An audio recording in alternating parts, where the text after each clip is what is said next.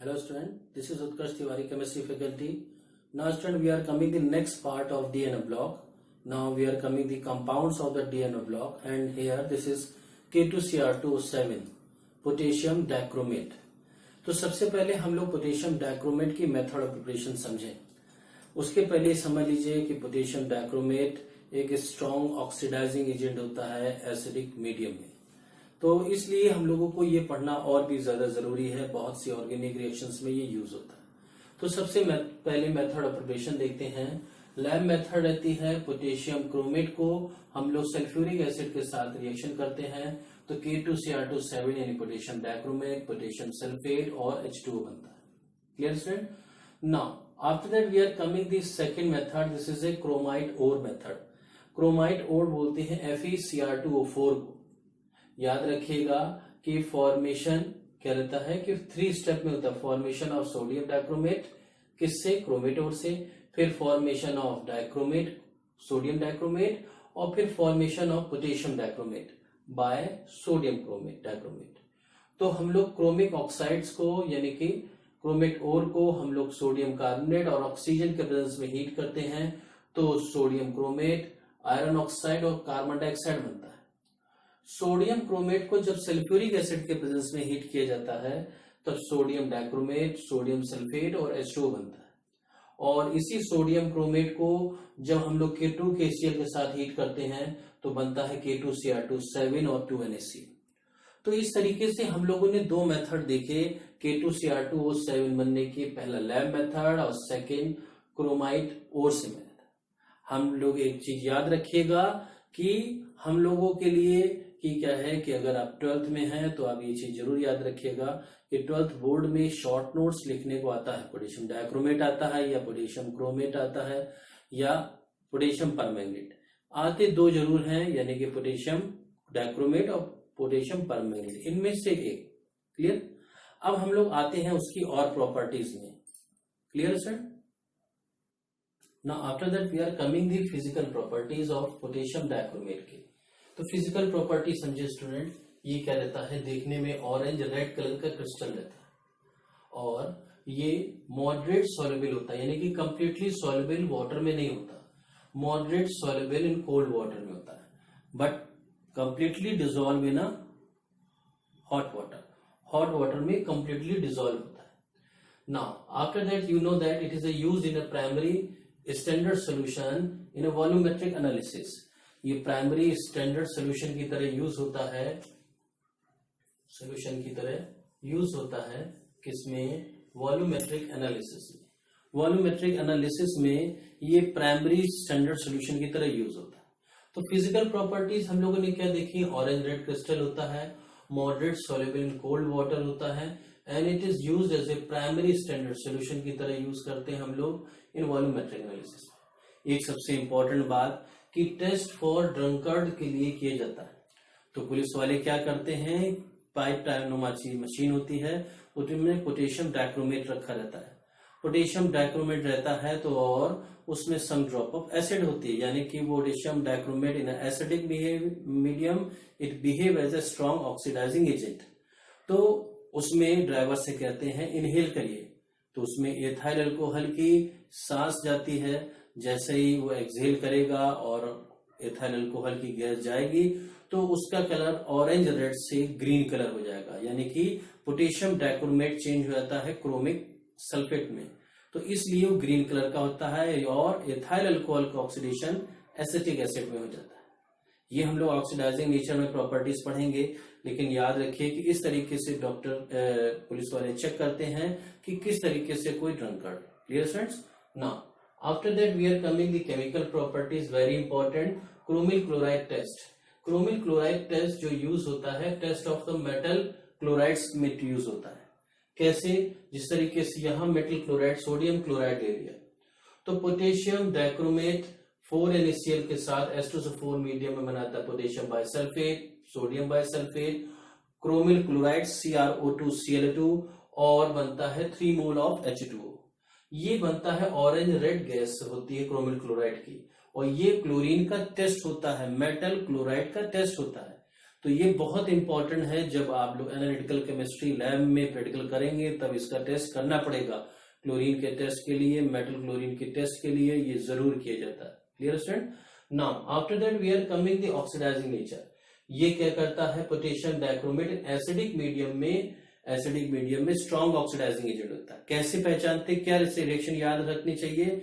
हम लोग को मालूम है हर strong oxidising agent nascent oxygen produce करता है। तो देखिए किस तरीके से K2Cr2 एसिडिक मीडियम में K2SO4 Cr2SO4 4H2O और 3O बनाता है। यानी कि मेटल के सॉल्ट बनते हैं, वाटर बनता है, नेसेंट ऑक्सीजन बनता है। ये एक इंपॉर्टेंट सेक्शन है, आपको याद रखना पड़ेगा। इसी के ही बेस पे ही ऑक्सीडाइजिंग रिएक्शन देता है। और साथ साथ याद रखिएगा जितने भी ऑक्सीडाइजिंग एजेंट होते हैं वो लगभग सेम टाइप की ऑक्सीडाइजिंग प्रॉपर्टी देते हैं। उसके एक शॉर्टकट मैं आपको बता दूंगा। सबसे पहले हम लोग इन एसिडिक मीडियम में इसका ऑक्सीडाइजिंग एजेंट यानी पोटेशियम डाइक्रोमेट का इक्विवेलेंट वेट निकालें। तो हम लोगों ने इक्विवेलेंट वेट की डेफिनेशन पढ़ी है। The equivalent weight of oxidizing agent is equal to oxygen 8। जितना उसका एटॉमिक वेट या मॉलिक्यूलर वेट ऑक्सीडाइजिंग एजेंट का ऑक्सीजन 8 के इक्वल हो जाएगा, वही उसका इक्विवेलेंट वेट हो जाएगा। तो यहां पर 1 mole of potassium dichromate produce करता है 3 मोल ऑफ नेसेंट ऑक्सीजन। यानी उसका मॉलिक्यूलर वेट माना x है, तो कितना हो गया 3 इंटू 2 इंटू 8, यानी कि कितना रहता है 60, यानी 3:2:8 किसका? ऑक्सीजन का। तो हम लोगों ने 3:2 को इधर ले गए, यानी x/6 बराबर 8। तो ये 8 ऑक्सीजन के इक्वल हो गया, यानी कि इक्विवेलेंट वेट क्या हो गया? Molecular weight upon 6। ये दूसरे मेथड से निकालेंगे जिसे हम लोग बोलते हैं ऑक्सीडाइजिंग नंबर मेथड। इधर 6 ऑक्सीडाइजिंग नंबर और इधर है 3। तो 1 मोल का कितना निकला ऑक्सीडाइजिंग नंबर? 3। तो 2 मोल का कितना निकला? 2 3 6, यानी मॉलिक्यूलर वेट डिवाइड बाय 6 ही निकलेगा। क्लियर? अब हम लोगों को समझना है कि इसके ऑक्सीडाइजिंग नेचर कौन से होते हैं। ये सभी दिखाते, याद करने का तरीका। अस को इक में, यानी फेरस को फेरिक में, सोडियम नाइट्राइट को नाइट्रेट में, सोडियम सल्फाइड को सल्फेट में, H2S को S में, PbS को PbSO4 में, सल्फर डाइऑक्साइड को H2SO4 में, सोडियम आर्सेनाइट को सोडियम आर्सेनेट में, पोटेशियम आयोडाइड को आयोडीन में। अब मैं उसको एक एक करके बताता हूं आपको। Clear student? तो देखिए हम लोग अब ऑक्सीडाइजिंग नेचर पे चलते हैं।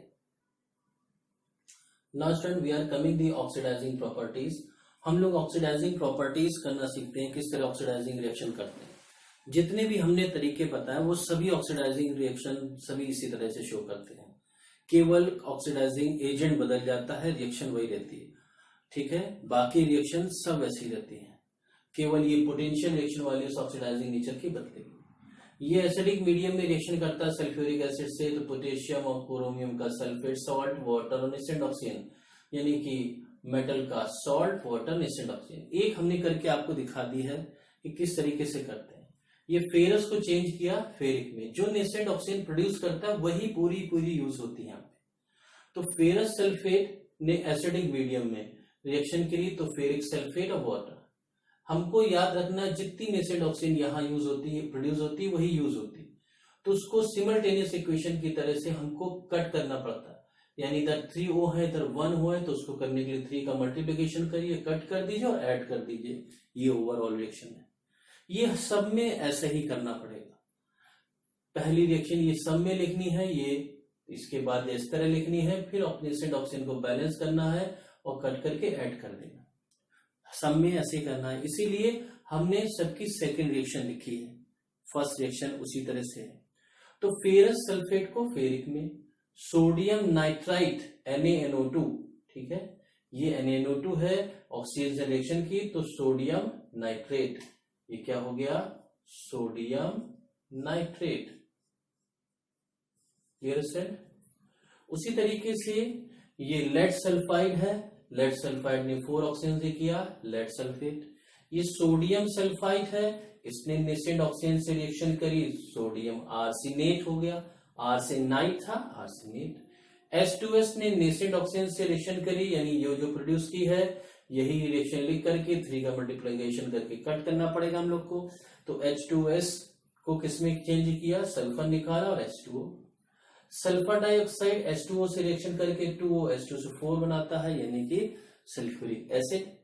उसी तरह पोटेशियम आयोडाइड इन एसिडिक मीडियम में पोटेशियम सल्फेट, आयोडीन और H2O।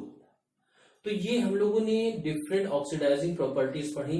अब हम आगे समझते हैं। Clear student? आगे हम लोग चलते हैं। तो स्टूडेंट अब हम लोग आगे देखते हैं। उसी तरीके से सोडियम सल्फाइड Na2SO3 को ऑक्सीडाइज कर देता है Na2SO4 में। उसी तरह एथाइल अल्कोहल को, जो ड्रंकर्ड टेस्ट था वो यही था, जो नेसेंट ऑक्सीजन उसने प्रोड्यूस की थी, उसने ऑक्सीडाइज कर दिया एसिटिक एसिड में। तो इस तरीके से एथाइल अल्कोहल का ऑक्सीडेशन हो गया एसिटिक एसिड में। और सबसे इंपॉर्टेंट ये एनिलीन होती है।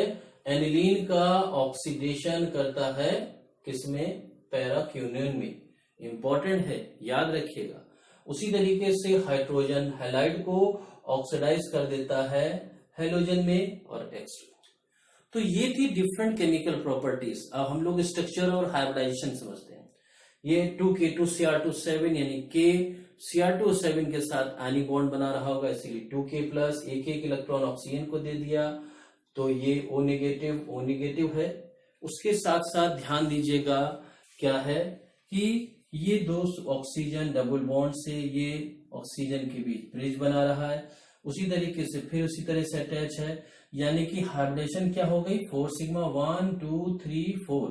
तो 4 सिग्मा बॉन्ड यानी कि 4 हाइब्रिड ऑर्बिटल बनाएगा, यानी sp3 हाइब्रिडेशन, यानी कि इसका शेप कैसा हो जाएगा? टेट्राहेड्रल शेप हो जाएगा स्टूडेंट। तो स्टूडेंट इस तरीके से पोटेशियम डाइक्रोमेट को हम लोगों ने उसकी मेथड ऑफ प्रिपरेशन, हम लोगों ने उसकी फिजिकल प्रॉपर्टीज, उसकी केमिकल प्रॉपर्टीज और उसके बेस पे टेस्ट किसका? ड्रंकर्ड का। साथ साथ हम लोगों ने डिफरेंट ऑक्सीडाइजिंग प्रॉपर्टीज पढ़ी, क्रोमिल क्लोराइड टेस्ट पढ़ा। तो ये सब वेरी इंपॉर्टेंट है। आप इसको पढ़ते रहिएगा, ध्यान से समझते रहिएगा, अपलोडेड वीडियो को देखते रहिएगा और हम लोग नेक्स्ट वीडियो में नेक्स्ट टॉपिक के साथ मिलेंगे। Now thank you and thanks lot.